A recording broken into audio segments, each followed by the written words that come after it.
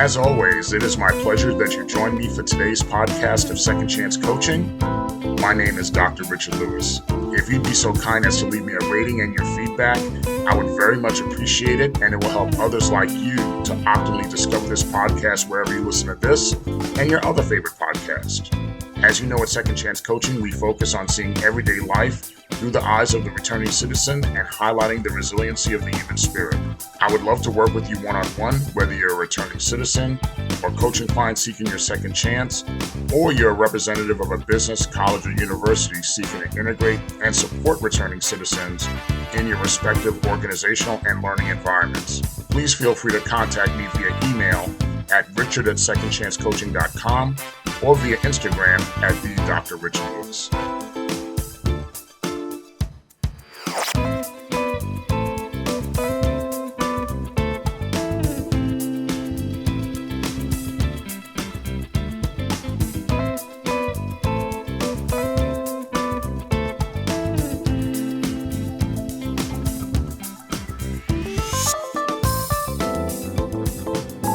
Welcome again to another edition of Second Chance Coaching.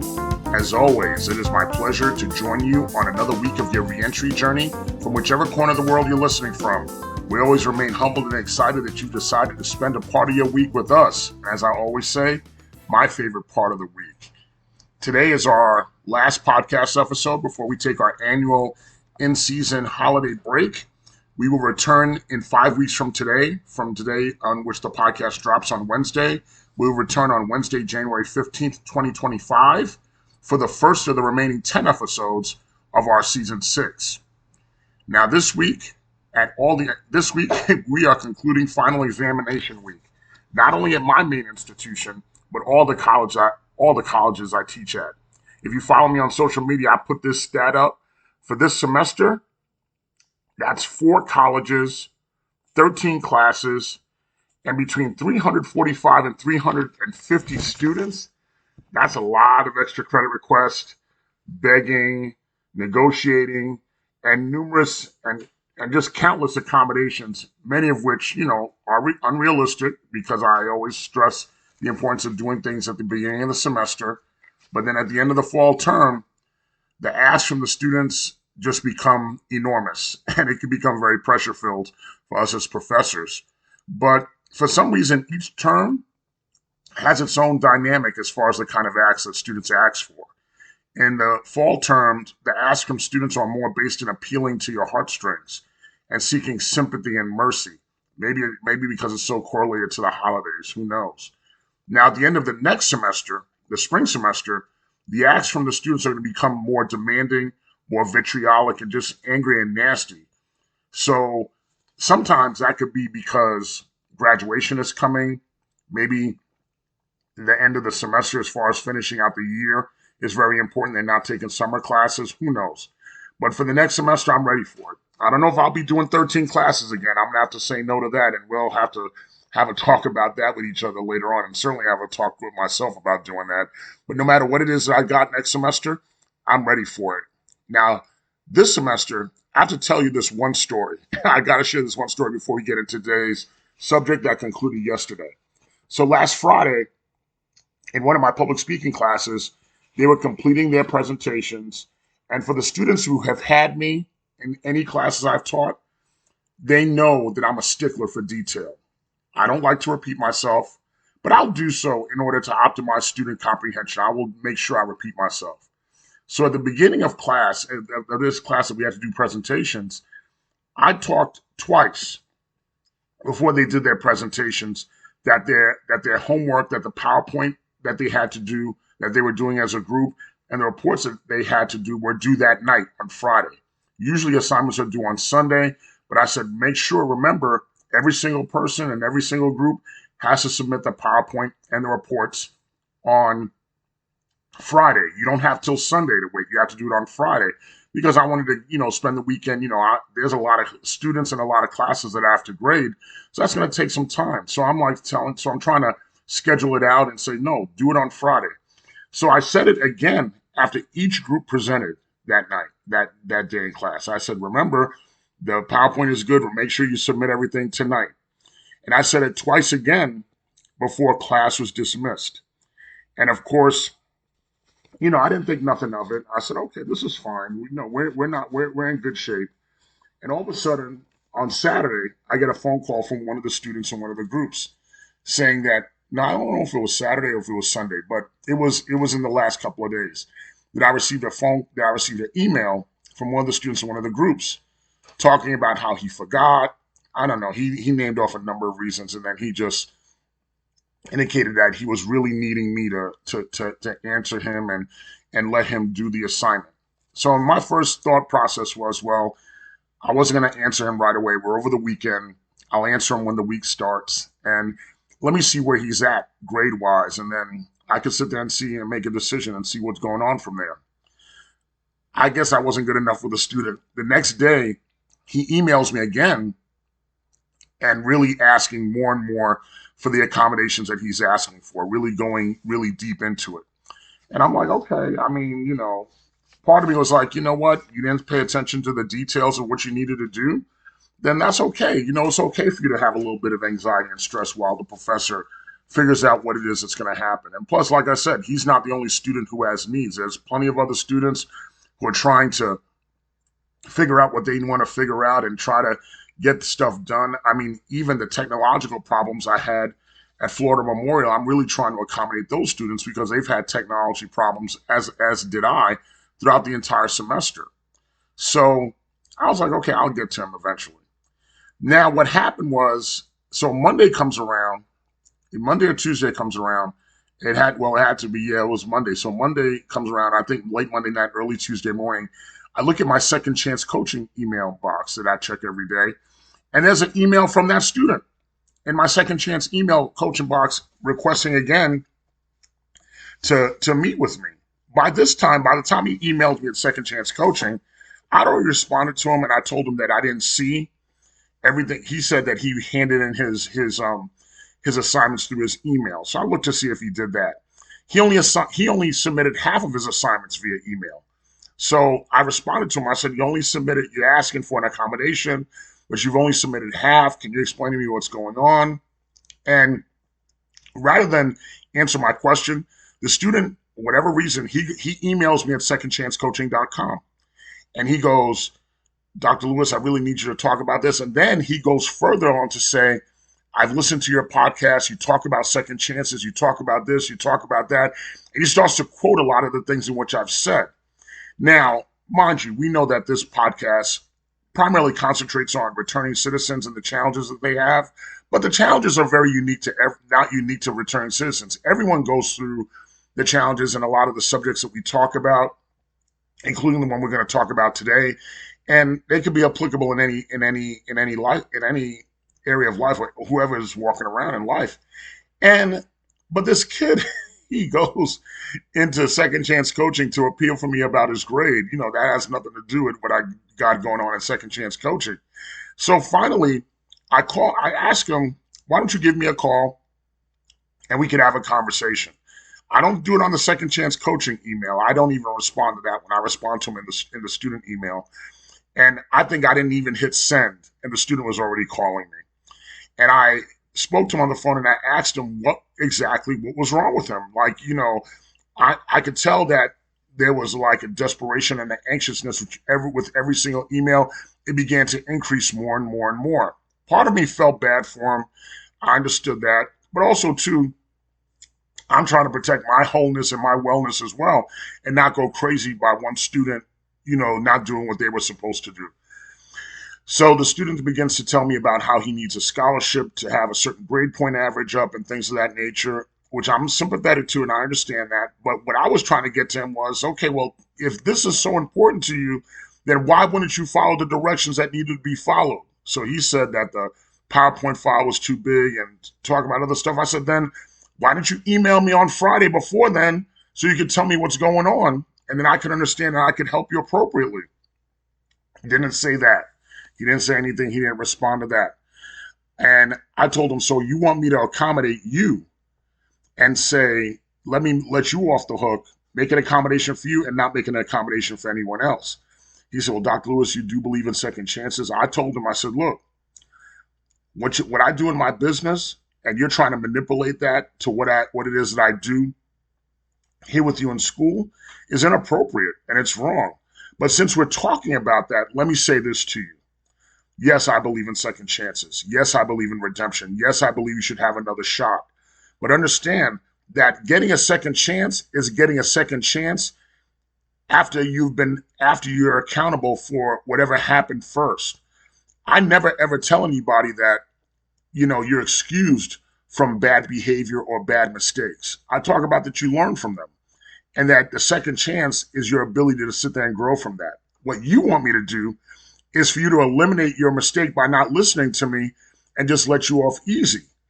That's not a true second chance. A second chance is, okay, I own up to what I did. I own up to what I didn't do, and let me sit there and move forward. But he wanted me to not let him own up to it.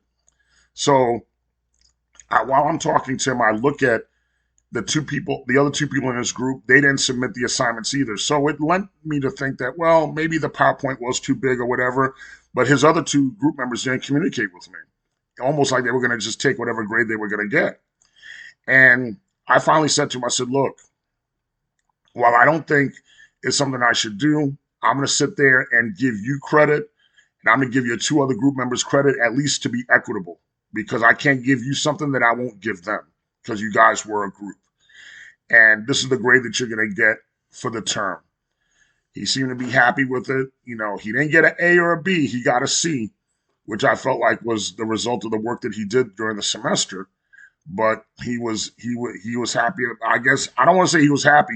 I guess he was more relieved and satisfied.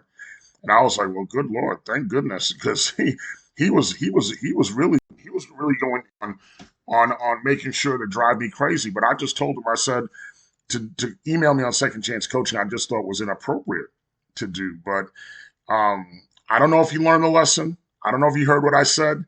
Maybe later on down the line, he'll hear what I said. I mean, a lot of students who I've dealt with, whether it be him or there were some other students who were more asking for grades instead of being accountable for their work. I told them that, if you keep on doing this habit, you're going to get to a place where you're going to be held accountable for what you do or don't do, and you'll be made to wear it. And I don't know if they hear me today, but hopefully they hear me tomorrow later on down the line. But anyway, we spent the first 10 or 11 minutes talking about student stuff, but I really wanted to sit there and talk about another thing that happens during this holiday season as we come up. A lot of returning citizens are coming home. They're doing a lot of things to put their life back together. And they get a lot of opportunities during the holidays that people hire temporarily during the holidays, sometimes as an audition to see if they should keep them on later on. And a lot of times, one of the biggest accomplishments in the reentry journey for a returning citizen is landing that job interview. And a lot of things that we talk about too with returning citizens is how to go through the process of not only preparing for the job interview, excelling for the job interview, and what to do after the job interview. So these are things that I do with returning citizens all the time. And this is what was done and taught with me at the Fortune Society as well. And really wanted to share with you guys as far as really prepping for and excelling in that job interview, because for the returning citizen, and once again, it may not be unique or different for anyone else, that if they're job hunting or looking for that opportunity, that's a big accomplishment to get that job interview. That's really a big accomplishment. So when I talk to the returning citizen coaching clients and they talk to me about, well, Dr. Lewis, I got the job interview. I got a call. I'm going to be a job interview at company X or whatever the case may be. And now I need to be ready for this job interview. So the first thing I do is tell them to, go on the internet. The good thing is Google is really your friend, that you could sit there and do a lot of research. And if you don't have internet at home, go to the library and research there. But what I tell them is, number one, when you're prepping for the job interview, research the company. Research the company and know what it is that they do, and how do you see yourself fitting into that. Analyze and look at the job description, what job you applied for. Sometimes when you're applying for a lot of jobs, you may not remember specifically the job that you applied for. But analyze the job description again and once again look and see how you fit in that, because somebody thought that well of you enough to call you because they figured that you could do this job. Anticipate the interview questions that they'll ask you. They always ask a lot of the same questions in the interview. Why do you want to work here? What are your strengths and weaknesses? Um, tell us about a scenario. Things of that nature. But we'll talk a little bit about that more. But anticipate some of the interview questions that they'll ask you, and then practice answering those questions. Either talk to yourself, ask yourself those questions, ask someone to rehearse with you. And this is also very similar to what I tell my speech students to do. Rehearse it. Record yourself, either video or audio, to see how you sound. Prepare questions for the interviewer. It's very important that at the end of the interview, when they say, "Do you have any questions for us?" When you're doing research on the company, on the job, ask educated questions. But don't ask, "How much am I going to get paid?" Don't. There's a time and a place for that if you get to that place in the job search process. Don't, maybe you ask what the next stages of the interview are. That's fine. But you want to prepare educated questions for the interviewer. And once again, review your resume. Look at your resume. Sometimes print a copy of your resume and bring a portfolio and a loose leaf pad with you, so that you could jot questions while they're talking. And another reason why you want to have that as well, that maybe you want to jot down the names of the people who are interviewing you, so you could go back and sit there and send them a thank you message later on after the interview. So after you review your resume, make sure that you're looking at your professional attire. Wear that professional attire when you go on that interview. And in addition to that professional attire, what you also want to do, you don't want to wear flashy jewelry, big jewelry. You don't want to wear big earrings for men. You don't want to wear, I have an earring, and I have an earring as well, but I will not wear an earring during my interview. I don't want anything to bring attention to other than the skills that I bring to the job. And make sure that I walk around with confident body language. Make sure that I'm sitting there saying, okay, I'm not that I'm going to be arrogant saying that this job belongs to me, but I'm confident in saying that I believe that I belong here. And if you know who's going to be interviewing you from that company, research the interviewer. Go on LinkedIn and look them up and see what it is that they have or what it is that they're doing, so you can sit there and understand a little bit more about that interviewer. Now, you may want to have somebody research the interviewer, because if you're on LinkedIn, unfortunately, you could be in a situation where they could see who was searching them on LinkedIn. So you want to make sure that you're not putting yourself out there too badly. And now let's get to the day of the interview. And then, so of course, in the day of the interview, you want to arrive early. So if your interview is at 11 o'clock in the morning, leave early enough that you get there at 10:30. Even if you spend a little time walking around, you don't want to sit there and get to the lobby or to the place of the reception place anytime before 10:45. 10:45 is the perfect time. You make, people are waiting for you. They know you got there 15 minutes early. Don't get there too early, because then again, now you put people in an uncomfortable position. Maybe they don't want to have people see other interviewees. You don't want to make your interviewer rush to think that now they're rushing to see you because you came too early. Part of the things as far as coming early, review the GPS directions. Sometimes if you can, do a dry run. Drive over there and see how long it's going to take you. Get familiar with the route and getting to the interview place. So now when you get to the interview, you want to make sure you make good eye contact. Sometimes if you're interviewing with more than one person, if you're interviewing with a panel of people, you're not going to be able to make eye contact with everyone there, but make eye contact with the person that's talking to you at the time. And then casually sit there and look across the room and go up and down and speaking to everyone on the panel. Take notes. Sometimes take a little note of the question that they ask you. It gives you time to think of an answer. You certainly ask permission if you could have a notepad. They usually will say yes. And then you make sure that you're answering the question and making sure that you answer the questions that they ask. Don't try to be too much. Don't try to be too little. Make sure at the end you certainly ask questions. I would say no more than 2, no more than 3 questions at the most. Certainly let them know if you don't have any questions, ask them if you have answered all their questions to the best of your ability. If there's anything else that they may want to ask you that you want them to expand upon, you could do that. And sometimes you could do a final statement and say, well, I'm very excited for this position. I think that with my education and skills are an appropriate fit for this position, and I would be very excited to be working with all of you and to make this part of my ongoing career path. Then once you leave, either before you get home, run to the library again, or do it on your phone, or once you get home, email all of them and send thank you letters. And say thank you letters for allowing them the opportunity to interview with them, and that you were humble to sit there and meet with them. You will not know how many times that really impresses people, because at the same time, right now I hear a lot of times that people don't do thank you letters anymore, not as much. But certainly that's something in which that you should definitely do. Like I said, but before you get to that place, and when you're practicing those questions, remember they're going to ask you some of the same questions that a lot of interviews ask you. Tell me about yourself. So know and have an answer to talk to you about yourself in a professional sense. They're going to ask you about your strengths and your weaknesses in different forms. How do you make your strength strong, and how do you make your weakness sound like a how do you make your weakness sound like a strength, but not so much a weakness? Like, don't say, "Well, I come to work late." Don't do that. Don't do that. They'll certainly ask you, "Why do you want to work here?" Maybe you want to talk about your future goals. Think about what attracted you to this position. They may ask you a behavioral scenario question. How do you deal with conflict with a coworker?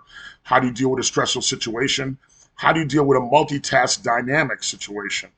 How may you deal with a manager that you may not get along with, or a coworker that you're having difficulty with?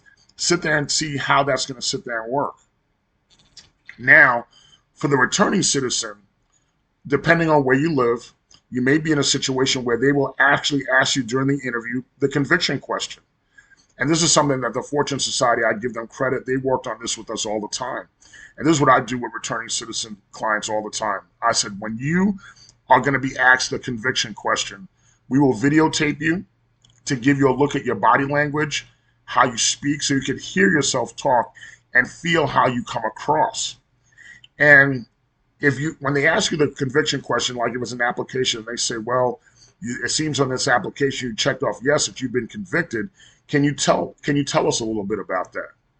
Now, when you answer the conviction question, a couple of things I always say to clients: be truthful, keep it brief, and then try to always pivot to highlight what you've learned and the skills and characteristics and positive things you did while you were away, and make sure that you're focusing on the future. So, for example, they'll say, Mr. Lewis, we noticed on here that you had the conviction question, that you answered yes. Have you ever been convicted of a crime? Can you talk to us a little more about that? And what I would say is yes. Back in 2000, I was convicted of third-degree grand larceny, and I was sentenced to 1.5 to 4.5 years in prison. During the time I was there, I worked as a teaching assistant, where I was able to continue to cultivate my learning and teaching and coaching skills, and helping other men get their GEDs and get their high school diplomas and advance in their education. And my afternoon detail was working at the printing press, where although I did not know much about the printing press, I learned a lot from there as far as new skills, responsibilities, and knowing and building the confidence that learning something new is not something that's outside of my wheelhouse. And I could not only learn it, I could learn it and do it well. I was released in 6 months on work release. And since then, I've been doing this job and doing that job. And now I'm at the place in my career where I know I want to advance with you, because I know that the skills that I learned here, what you do at your company, and what I have to offer as someone who's going to be dependable, who's going to be consistent and be reliable, skills that you cannot teach, but I come and bring them to the table, could make it a perfect union for us to move forward. And focusing, and so that's what you do. You'll focus on the future. You mention it, but you always focus on the future, so they could see that they're not worried about what you did. They now, because they ultimately want to know what kind of employee you're going to be. Are you going to make life easier for them? Are you going to be productive for them? And if they definitely see that, then you're on your way to not only doing well in the interview, but getting the next step and getting that job offer. I know you could do it. I've sat with so many clients that have lit up when they've sat there and done the interview, have called me when they said they did great in the interview, they killed it, they're not as nervous anymore because they put in the time to prepare. And when they get the next call saying that they got the job, they're even more over the top. so that when they get that job and then eventually they want to start looking for other jobs, they continue to be confident because they're confident in knowing that they have the skills to pay the bills, to bring it to the table and to really take it to the house.